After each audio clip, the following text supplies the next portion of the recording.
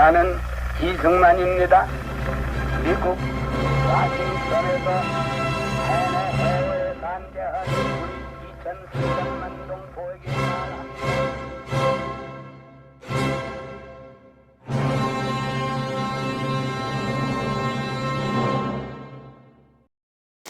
여러분 안녕하십니까?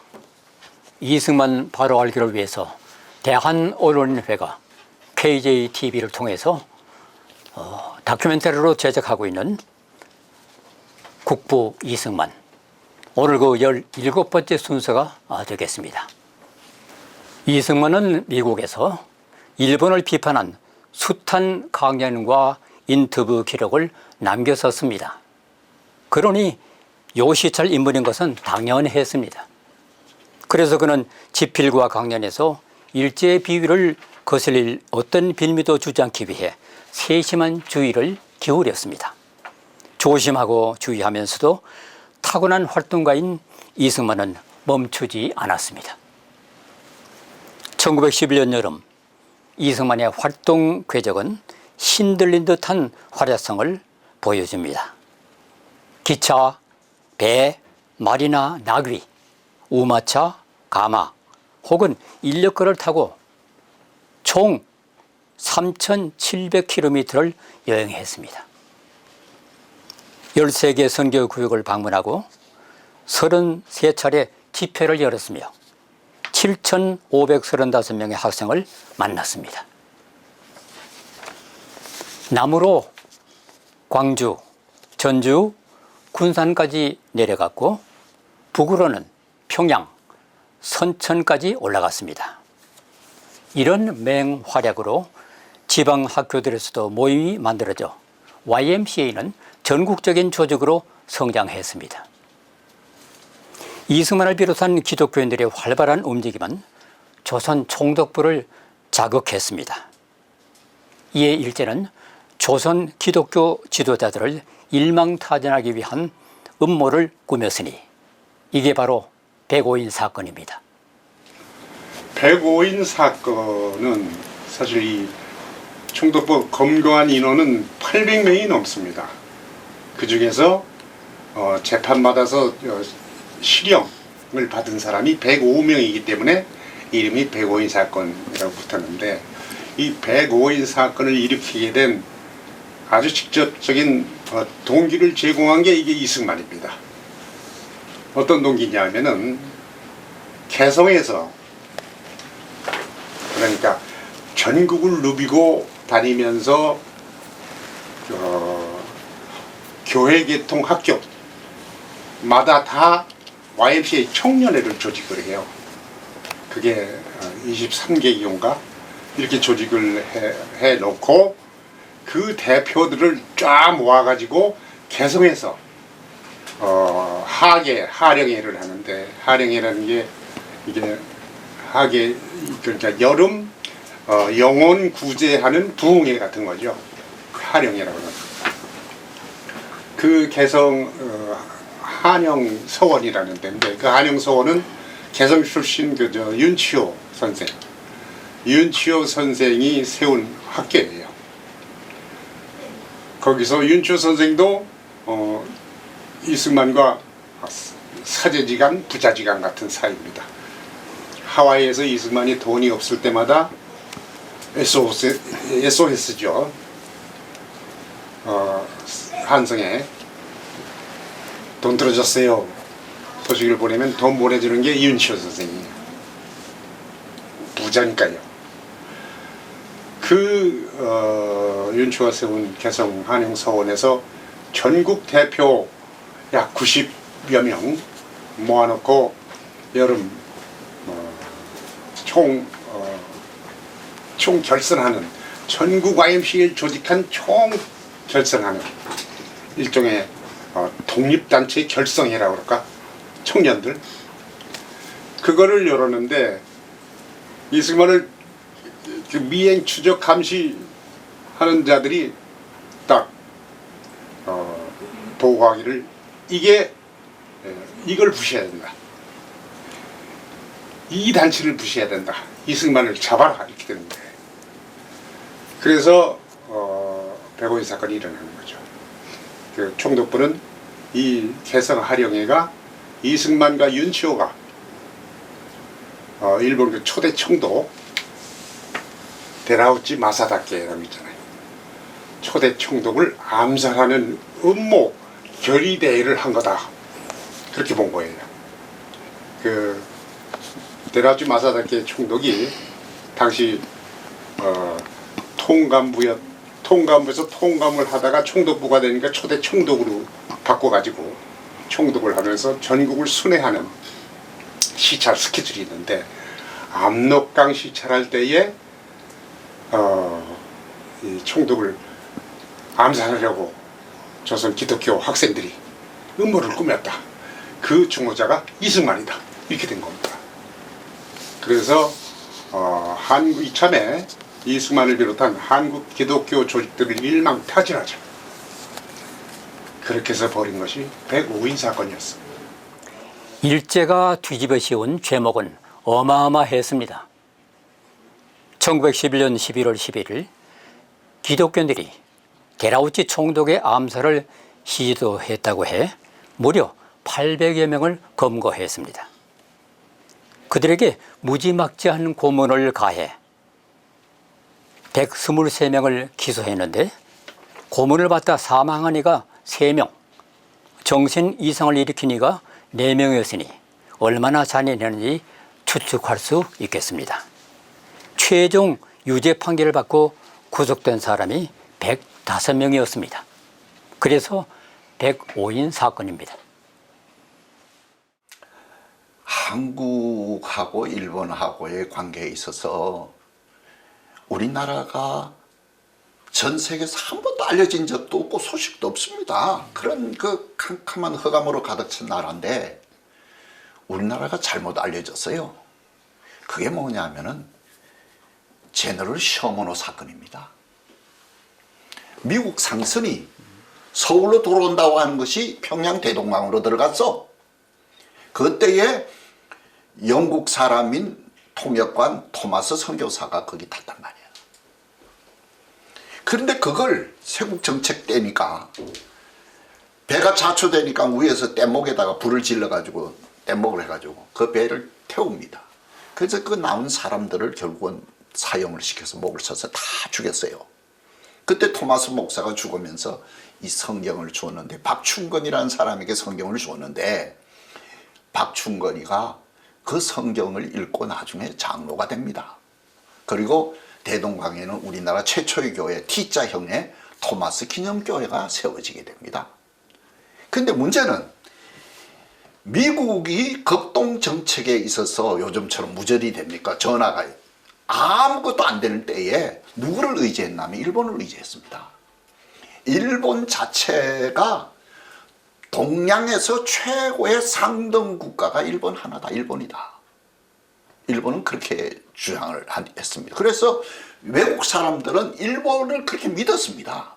그 믿음이 지금도 2차 대전에 문제가 있었습니다만은 미국이 일본을 위하는 그런 내용입니다. 그러니까 두고 한국은 그 사건 때문에 안 그래도 이름도 없는 한국이 아주 야만적으로 소문을 나게 됩니다. 근데 또 하나 이제 반대급부가 있습니다. 백오인 사건이 있습니다. 이 백오인 사건은 가짜구나. 세계가 알기 시작한 거예요. 찬반이 있지만은. 그러니까 이 백오인 사건은 두고 일본을 아프게 한 거고 또 제너럴 셔먼호 사건은 두고 한국을 가슴 아프게 한 거예요. 제너럴 셔먼호 사건 그 이후에 미국이 우리나라를 쳐들어오지 않습니까? 쳐들어와서 조미 통상 조약이 맺어집니다. 그래서 강화도에서 얼마나 큰 싸움이 벌어져서 우리가 많이 죽었지 않습니까? 그래서 그 강압에 의해서 미국하고 이제 조약을 체결하는데 조약 중에서는 그 조약이 제일 평등한 조약이야. 그 보면 미국이 좀 신사나라였어. 데라우치 총독이 평안도 일대에 순시할 때에 암살 업무를 계획했다. 가짜 자백한 이재윤을 통해 가지고 업무를 그걸 만듭니다. 그래서 서울로 다 압송을 합니다. 구타 고문하는데 몸에 기름을 부은 다음에 인두로서 담뱃불로 지지고 그 손가락에다가 철봉을 매달아가지고 손끝을 다름매기도 하고 그 다음에 발톱과 손톱에 대나무 대꼬챙이로 못을 받게 하고 그 다음에 입에 석탄가루를 쑤셔놓고 그 다음에 홀딱 벗겨서 널판지에다 못을 뚫어가지고 거기에 널판지로 만들어가지고 거기에 눕혀서 굴리고 코에 뜨거운 물을 붓고 거꾸로 매달기 70가지 고문을 했습니다. 이렇게 악랄한 것을 일본은 싹 감췄단 말이에요. 그게 이제 드러나기 시작한 게 백오인 사건이라 이 말이에요. 그래서 일본에서 이것을 가지고 숨기면서 재판을 하는데 1심에서는 그대로 아무리 뭐 내가 고문당하고 해도 소용없습니다. 근데 2심에서 장장 52회의 재판을 한 결과 무죄 석방이 됩니다. 무죄 석방. 이게 바로 백오인 사건입니다. 일제가 뒤집어 씌운 죄목은 어마어마했습니다. 1911년 11월 11일 기독교인들이 데라우치 총독의 암살을 시도했다고 해 무려 800여 명을 검거했습니다. 그들에게 무지막지한 고문을 가해 123명을 기소했는데 고문을 받다 사망한 이가 3명, 정신 이상을 일으킨 이가 4명이었으니 얼마나 잔인했는지 추측할 수 있겠습니다. 최종 유죄 판결을 받고 구속된 사람이 105명이었습니다. 그래서 105인 사건입니다. 탄압의 마수는 처음부터 이승만을 겨냥하고 있었습니다. 본인도 구속될 각오를 했습니다. 위급한 상황에서 또 한 번 미국 선교사들이 그를 구출했습니다.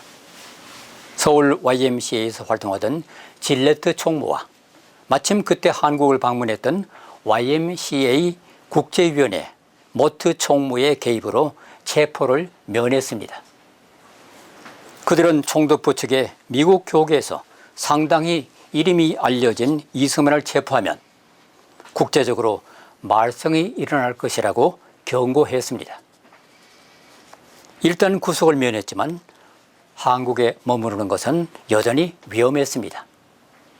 마침 1912년 기독교 감리회 제4년차 총회가 미국 미니애폴리스에서 열릴 예정이었습니다. 주한 선교사들과 감리교계의 목회자들은 한국 대표로 이승만을 파견하기로 결정했습니다. 이승만은 집을 저당 잡혀서 여비를 마련했습니다. 그가 한국을 다시 떠난 것은 공교롭게도 만 37세가 되던 생일날이었습니다. 박사학위를 마치고 돌아온 지 2년이 채 못 되어 기약 없는 망명의 길을 떠난 것입니다. 당시 75세였던 아버지 이경선은 중풍으로 누워 있었습니다. 이승만은 눈물로 작별 인사를 드렸습니다. 아버지는 문 앞까지 마중 나와서 차마 6대 독자 외아들의 얼굴을 볼 수 없어 손만 흔들었습니다. 아들은 이제 시대의 풍운에 밀려 떠돌이 망명자가 됐습니다. 1912년 3월 26일 눈물의 인사를 나눈 것이 이들 부자의 마지막 만남이었습니다. 부자의 이별도 슬프겠지만 부부의 이별은 얼마나 가슴이 아팠겠습니까? 그 부인 조광지처죠. 미국서 아들도 잃고 이승만이 떠나면 생과부가 되는데 사실상 이혼이나 마찬가지 이별입니다. 이승만은 자기 고종사촌인가 누구한테 200원을 빌려가지고 그 중에 100원을 들여서 그 창신동 그 동네 복숭아밭 과수원입니다. 조그만 과수원을 사줬답니다. 부인한테. 이걸로 먹고 살아라. 그렇게 헤어졌어요. 그 부인은 그걸로 부부의 만남이 끝이죠. 이승만은 사실상 영구망명의 길이었고 다시 만날 수가 없었어요. 만나지 못했죠. 30년 후에 해방이 돼서 돌아왔지만, 그리고 대한민국 대통령이 됐지만 만나지 못했어요. 박승선이란 이름은 이승만이 망명길 떠나고 나서 일본 총독부가 그 호적 정리를 할 때 총독부의 명령에 따라서 뭔가 이름을 지어야 되는데, 이 부인이 어떻게 이름을 지을까 하다가 시아버지의 그 선자, 남편의 승자하고 시아버지의 선자, 이승만의 승자, 시아버지 이 경선의 선자 두 자를 따서 박승선이라고 지었어요. 자기 이름을. 아주 똑똑한 여자입니다. 그렇게 해서 호적에 올렸는데, 경무대, 이승만이 대통령에 대해서 경무대에 있는데 한번 갔었다는 얘기도 있고 아니라는 얘기도 있는데, 어쨌든 만났다는 기록은 없습니다. 그 아버지는 그날 헤어지고 나서, 그날이 바로 이승만 생일날이에요. 3월 26일 자기 생일날 망명을 떠나는 겁니다. 그 아버지는 그 다음에 이승만이 하와이에 정착했을 때 돌아가셨어요. 그 부음을 듣고 이승만이 일기에 뭐라고 써놨냐면, 나는 자다가도 아버지 생각을 하면 벌떡 일어난다. 그렇게 써놨어요. 그 아버지도 며느리하고 같이 살지 못하고 이승만이 떠난 뒤에 집을 나와서 YMCA 사람들한테 부탁을 해가지고, YMCA 이상재 선생이 또 그 아버지 지낼 방을 하나 구해줍니다. YMCA 뒷동네 그 지금 이문설렁탕이 있는 근처라 그러는데, 그 근처에서 혼자 지내다가 아무도 모르게 그냥 돌아가셨어요. 그 얘기를 듣고 이승만이 자다가도 벌떡 일어나지 않겠습니까?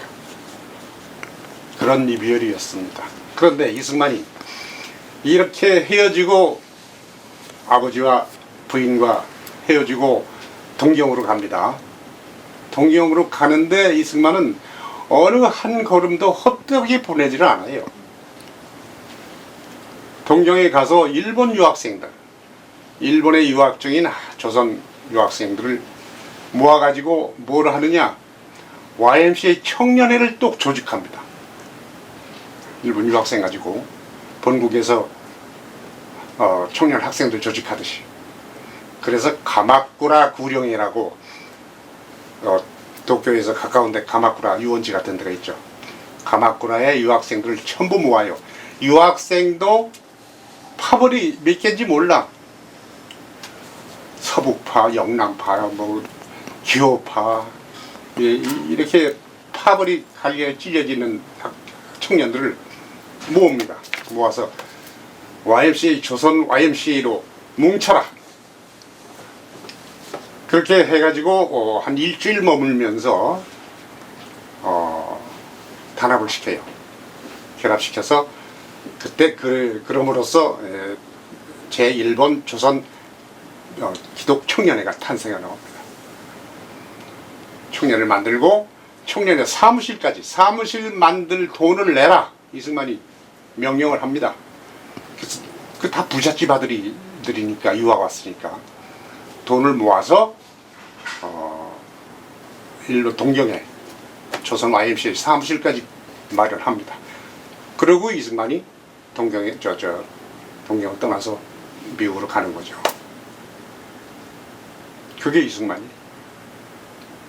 그 사람들이 그렇게 이승만의 교육을 받아가지고 제1본 조선 YMCA를 만들었던 이 사람들이 나중에 3.1운동 나기 직전에 2월 8일 날 이 사람들이 먼저, 동경 유학생들이 먼저 28 독립선언서를 먼저 선포하죠.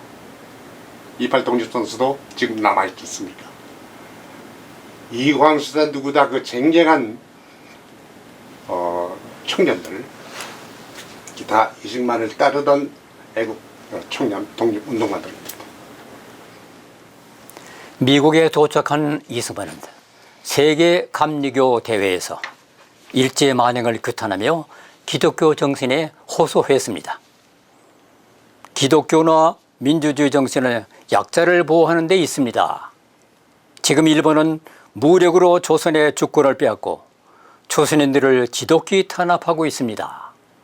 그러니 세계 기독교도들은 모름지기 단결해 이 피압박 민족을 하루바삐 해방시키고 아시아의 평화를 이룩하며 나아가서는 세계 평화 유지에 이바지해야 할 것입니다. 나는 이것이 전능하신 하나님의 뜻이라고 생각합니다. 이렇게 이승만의 연설이 끝나자 공감하는 이들도 있었습니다. 하지만 미국은 일본과 오랫동안 사실상의 동맹관계에 있었습니다. 미국 기독교인들의 입장도 정부와 크게 다르지 않았습니다. 이승만은 감리교 세계대회를 마치고 프린스턴 시절에 스승인 윌슨을 찾아갔습니다. 당시 그는 주지사를 거쳐서 대통령 후보 출마를 준비하고 있었습니다. 이승만은 조선의 해방을 세계에 알리는 성명서에 서명해 줄 것을 부탁했습니다. 그러나 윌슨은 다음같이 말하며 거절했습니다. 개인적으로는 얼마든지 당신의 뜻에 동의하오. 그러나 미국의 정치를 위해 서명할 수 없어. 하지만 모든 약소국을 위해 할 일을 생각 중이요. 훗날 윌슨이 민족 자결주의를 주장했을 때 이승만은 약소국을 위해서 할 일이 그것이었음을 짐작할 수 있었습니다. 윌슨은 조선 독립을 위한 서명은 거절했지만 강연을 위한 추천장을 기꺼이 작성해 주었습니다. 그러면서 이승만에게 충고했습니다. 나 한 사람의 서명을 받을 생각을 하지 말고 미국인들의 마음의 서명을 받도록 하시오. 미국인들의 마음의 서명을 받도록 하시오. 이때 윌슨이 이승만에게 던진 한마디는 대단히 중요한 영향을 미쳤습니다. 훗날 이승만은 미국의 양심과 여론에 호소하는 독립운동을 줄기차게 진행했습니다. 미국인들의 마음의 서명을 받아라. 아주 참 좋은 말입니다. 그러나 이승만은 윌슨이 걱정하기 전에 이미 기독교 국가 국민들의 마음에 기독교적 양심에 호소하는 독립운동을 유학 시절부터 열심히 해오지 않았습니까? 이승만이 윌슨을 찾아간 이유는 이 서명을 받기 위한 것이기도 했고 또 있습니다. 프린스턴 대학에서 박사학위 논문을 단행본으로 출판해 줬어요. 이건 아주 드문 일입니다. 그만큼 박사학위 논문 Neutrality as influenced by the America, 미국의 영향, 미국의 힘을 도움받은 중립 지키기라는 거죠. 이게 당시로서는 국제법 연구로서는 획기적인 것이었기 때문에, 선구적인 것이었기 때문에 프린스턴 대학이 이것을 단행본으로 출판을 했어요. 당시 국제학계에서 국제법이라는 분야가 독립된 카테고리로 형성되기 전입니다. 그거를 프린스턴 대학 가서 150분가 받아가지고 윌슨 뉴저지 도지사 관사로 찾아가서 자기가 준비한 성명, 한국의 독립 서명을 좀 해달라고 요청했던 거죠. 윌슨과 대화가 끝나고 나서 이승만과 윌슨이 같이 움직입니다. 왜냐하면 발티모어에서 민주당 전당대회가 열려요. 무슨 대회냐? 민주당 대통령 후보 지명대회죠. 결정대회입니다. 지금 우리나라도 지금 경선이 한창이지 않습니까? 발티모어 전당대회에 가서 이승만은 적극적으로 뛰어들어서 봉사활동을 하죠. 몸으로 미국 민주당 정치인 전당대회를 체험하는 겁니다. 체험하면서 독립운동을 해요. 어떻게? 그 증거물을 제가 하나 보여드릴게요.